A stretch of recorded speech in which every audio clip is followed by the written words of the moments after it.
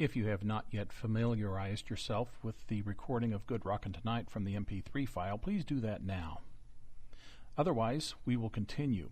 If you listen to the first 10 seconds of Good Rockin' Tonight, you will note that you can answer most of the critique questions from just the first 10 seconds, which consists of the introduction to the tune. You can hear the tempo, you can hear the meter, you can hear most of the instrumentation, you can hear many of the chord textures and melodic textures represented. You will also hear the device of call and response being used between the brass section as a whole and the trumpet, muted trumpet, that responds to the brass section.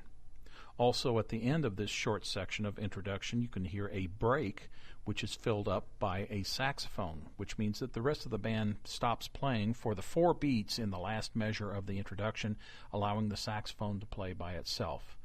Now let's go ahead and listen to the first 10 seconds of the tune, and then we can go ahead and rectify those critique elements. The tempo of the tune is represented by the beats that we hear over the measure. 1, 2, 3, 4, 1, 2, 3, 4, 1, 2, 3, 4. Here's the break with the saxophone, and now the form of the tune. 2, 2, 3, 4, 3, 2, 3, 4, 4, 2, 3, 4, 5, 2, 3, 4, 6, 2, 3, 4, 7, 2, 3, 4, 8, 2, 3, 4, 9, 2, 3, 4, 10, 2, 3, 4, 11, 2, 3, 4. Now the end of the section, and a new one starts. 1, 2, 3, 2, 2, 3, 4, 3, 2, 3, 4, 2, 3, 4, 5, 2, 3, 4, 6, 2, 3, 4, 7, 2, 3, 4, 8, 2, 3, 4, 9, 2, 3, 4, 10, 11. End of the section, new section starts. Typically, we will count over at least 3 sections of the tune to determine the form. Remember, the AABA song form has 2 very alike sections at the beginning, but then the third section is usually very different. By this time, you should have identified the fact that there are certain functions of the instrumentation. There's the rhythm section, which in this case consists of drums, bass, keyboard, but no guitar. We also have vocals, but in this case it's only a lead vocal, no background vocals. We also have brass section. Since there is more than one brass instrument, you do not have to go ahead and identify trumpet, trombone, or saxophone individually, but you can go ahead and mark down just brass. We also have, as an additional odd instrument, the hand claps, and you can go ahead and check other in the critique sheet to identify that.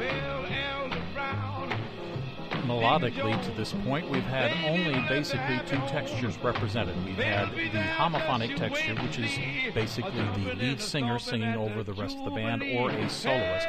And then we also have monophonic. We just heard a break by the vocalist where the band dropped out for a few beats, leaving him absolutely melodically by himself.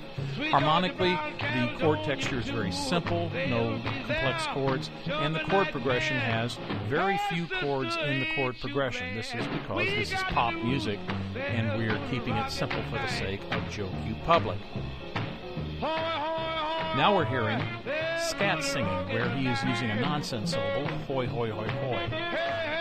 We're also hearing a saxophone competing against the lead singer, and at that point we have a polyphonic texture with the lead singer and the saxophone competing against one another for your attention as a listener. As you were listening to the lyrics, you could hear that Wynonie Harris, in this particular case the singer, was singing about something called Good Rockin' Tonight. Good Rockin' Tonight is the metaphor for the tune. In most cases, when we talk about rock and roll, the term rock and roll itself is a metaphor originally created back in the 1920s, 1930s by rhythm and blues musicians to represent sex.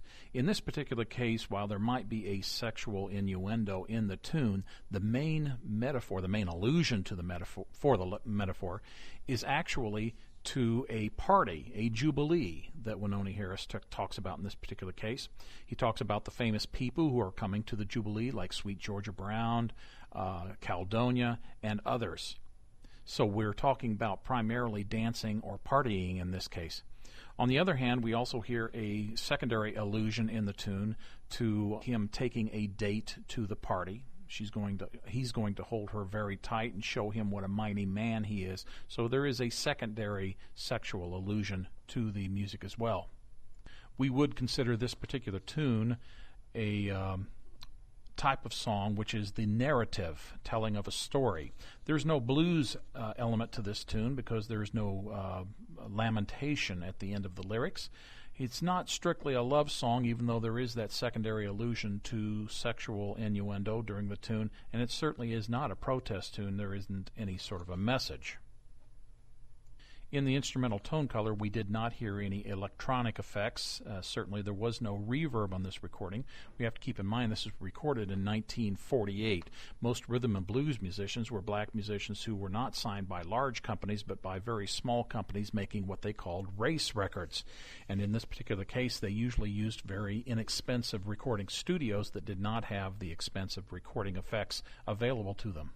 The tempo of the tune had to be considered at least medium fast, which meant that we were not listening to a croon tune but to a shout tune. Certainly any rhythm and blues tune would probably have a shout characteristic to it, even if it were a slightly slower tune. The tune was also in a shuffle rhythmic feel rather than a straight rock, Latin, or funk as might be represented on the critique sheet. We heard the drummer playing in a swingish type of a feel, but actually dividing all 4 beats into parts. We could also point out that since the piano player and to some extent the bass player were also following that drummer's feel, which was splitting all of the beats into 2 pieces, that we could also call a tune like this boogie woogie as well as shuffle. There were obviously breaks in this tune. The breaks were both vocal and instrumental at times, as the solo instruments also were used over some of the breaks, particularly the break that occurred during the introduction of the tune. At the end of the introduction, the saxophone was the instrument filling up the break. The only instrumental solos that we had in this tune were by the saxophone, a relatively lengthy one during the middle of the tune, but we also did have the trumpet solo as the response to the call and response that occurred during the introduction to the tune. There was no stop time in this tune, and other than the scat singing that we heard in the final chorus, there were no other vocal effects either. In developing listening skills, it should be noted that a tune should be listened to as many times as necessary to develop the critical elements. Obviously, in a live performance, this isn't possible. You're only going to hear the tune once, so you should be answering these questions on the critique sheets as quickly as possible after you have had some experience with the recordings. But if you're listening to a recording, you can listen to it as many times as possible to determine all of these different critical elements.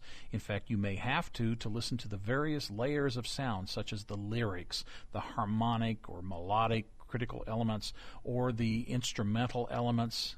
And we identified earlier that the form for this tune was a 12-bar blues. We heard at least 3 different sections that were all 12 bars apiece, so that we could basically eliminate the other 3 forms.